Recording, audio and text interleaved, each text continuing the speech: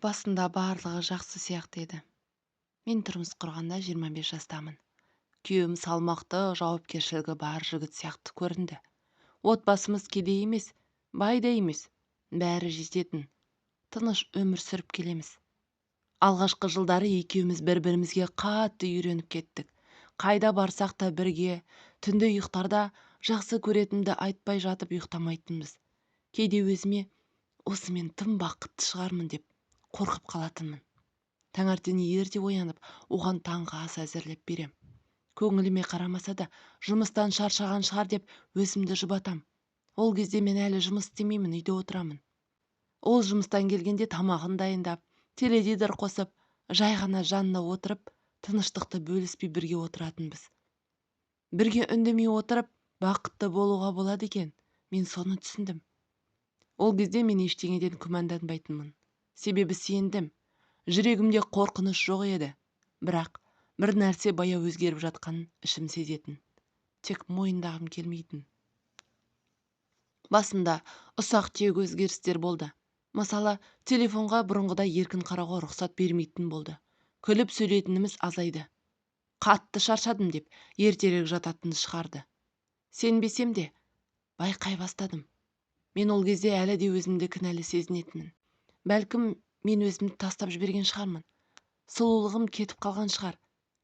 Тым көп сөйлеп кеткен шығармын деп өзімді жей бердім. Бірақ шындық мынада екен. Мен ештеңені бұзған жоқпын. Мен сол баяғы әйелмін. Барын берген, қолынан келгенін істеген, ешкімге жамандық ойламаған әйел. Бірақ ол өзгеріп кеткен. Көз қарасы, үнсіздігі, маған деген суықтығы, бәрі баяу у секілді менің көңілімді өлтіріп жатты.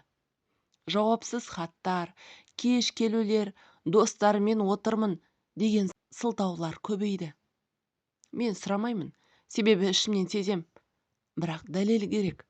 Бір күні түнде ол ұйықтап жатқанда телефонын алдым. Қатты қорықтым, қолым дірілдеп тұр. Жүрегім аузыма тығылып, саусағым экранға тиер-тиместен бір топ хат шығып кетті. Қайдасың, сағындым, бүгін келесің бе, келіншегіңе білдіріп қойма. Ол бір әйелмен емес, бірнеше әйелмен жазысқан. Бірақ соның ішінде біреуі жиі кездесіп жүргені анық. Ол әйелге махаббат айтқанын оқыдым. Менің күнім сол сәтте қара түнге айналды. Не істерімді білмедім. Сол түні ұйықтамадым. Қасына жаттым, басын иығыма қойған күйі қорылдап ұйықтап жатыр. Ал мен сол сәтте ішімнен өліп жаттым. Не айқайлап, не жылап, не ұрып тастай алмадым. Жай ғана қатып қалдым. Ең ауыр сезім үнсіздік екен. Мені қолдап, мынау арнаға жазылып кетіңіздерші.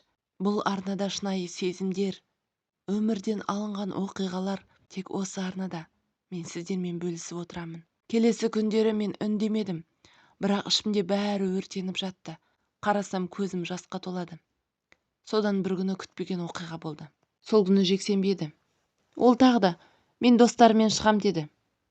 Қалай екенін білмеймін, бір сәтте шешім қабылдап, мен анамның үйіне кетем деп айттым. Сөйтіп үйден шықтым да, жарты жолда ойымнан айнып, үйге қайтып келдім. Есікті ашсам, үй іші тым-тырыс. Ас үйде ыдыс жуылмаған. Үйде бір адамдар бар сияқты. Кенет бөлмеден бір үн шықты. Төбемнен жай түскендей болды. Бір әйелдің күлген дауысы. Жүрегім дүрс-дүрс етіп, демім жетпей қалды.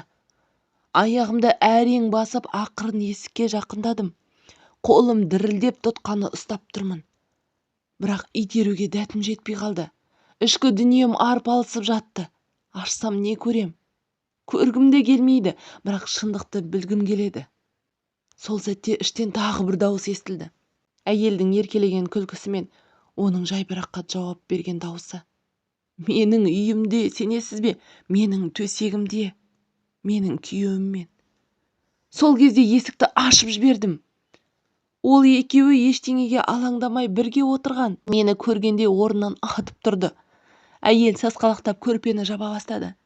Ал мен үндемедім, тек қарап тұрдым. Екеуі не істерін білмей қалды. Ол бірдеңе айтып ақталмақ болды, бірақ мен қолымды көтеріп тоқтаттым.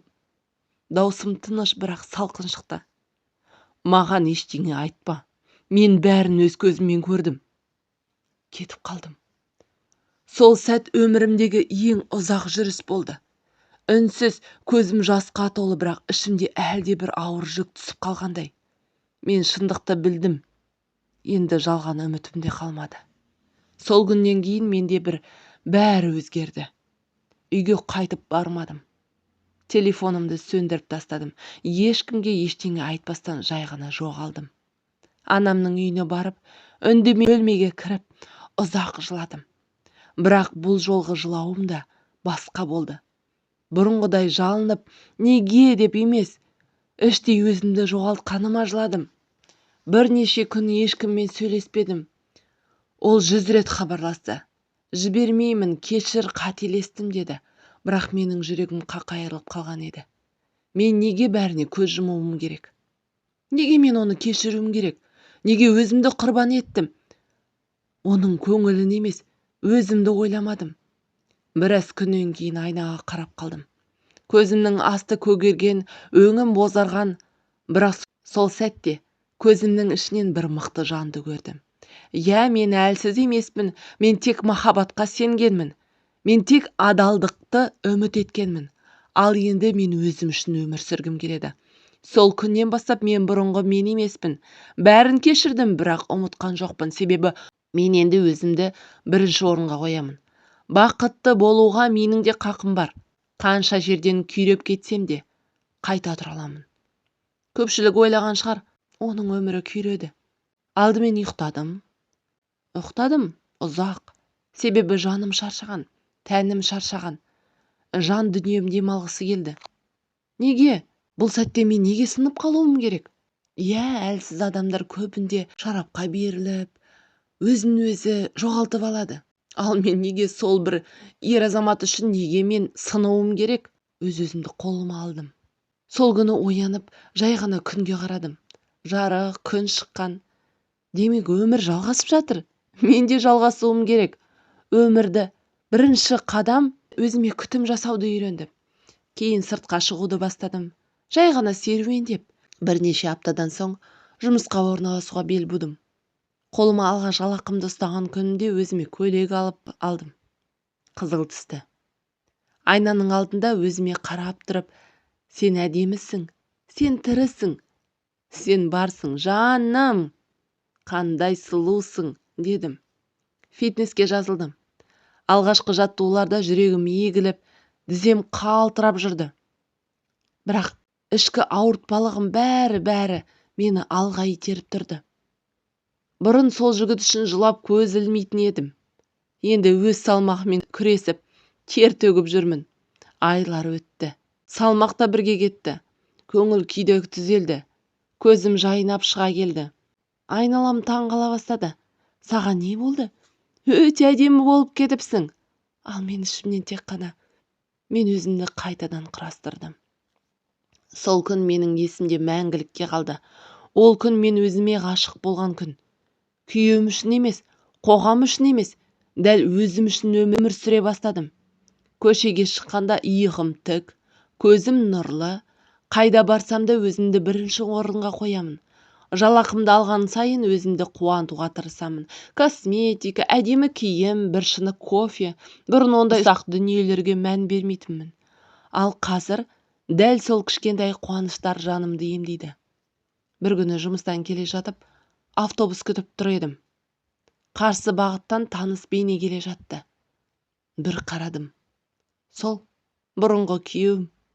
Жанында бір досы бар сияқты. Күліп келе жатыр. Менің жүрегім орнынан ыршып түсті. Бірақ мен енді баяғы мен емеспін. Қасымнан өтіп бара жатты. Бір сәт көзіміз түйісті. Ол тоқтады, артына бұрылып қайта қарады. Менің көзіме тіке қарауға батылы жетпей тұрғандай. Көзінде танымай тұрған, бірақ бірдеңе есінде тұрған адамның бейнесі болды. Танымады, рас айтам. Дәл маған қарап тұрып танымай қалды. Ал мен күлдім. Ішімнен ғана. Себебі мен де өзімді енді жаңа адамдай сезінемін. Мен енді жылап жатқан әйел емес, әлсіз әйел емеспін. Мен тірілген, күлімдеген, өзгерген, өз орнын тапқан әйелмін. Иә, мүмкін сіздер мені сынайды шығарсыздар, мүмкін айтады шығарсыздар. Неге бұл өзінің пәтерін бәрін сол бір еркекке тастап кетті деп. Бірақ білесіз бе, мен ештеңемен таласқым да келмеді, жай бірақат өзімен өзім бақытты болғым келді. Ескі естеліктердің барлығын сонда тастап кеттім. Тіпті киімдерімді де ештеңемді алған жоқпын. Құжатым сөмкемде, өзім бұрылдым да кеттім. Соған мен еш өкінбеймін. Сол кезде ол мені танымай қалған сәттен кейін ішімде бір ерекше тыныштық орнады. Бұрынғы мені танымаған емес, қайта жаңа мені ешкім танымайтыны, ешкім білмейтіні маған еркіндік бергендей болды. Мен ешқашан жеңіл жолмен жүрмедім. Әрбір қадамым көз жаспен, түні ұйқысы жүрек ауыртып келеді.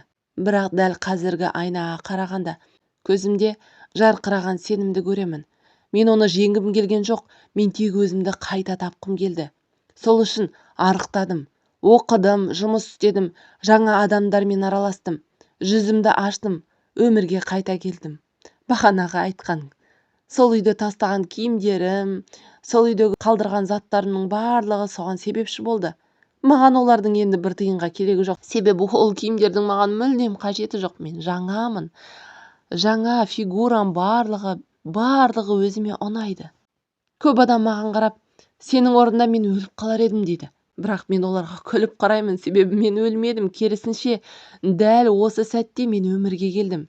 Қанша жерден ауыр болса да, сенің ішіңде бәріне шыдай алатын күш бар. Жай ғана өзіңе сенуді ұмытпа. Өз бақытыңды өзің құра аласың, және сен жалғыз емессің.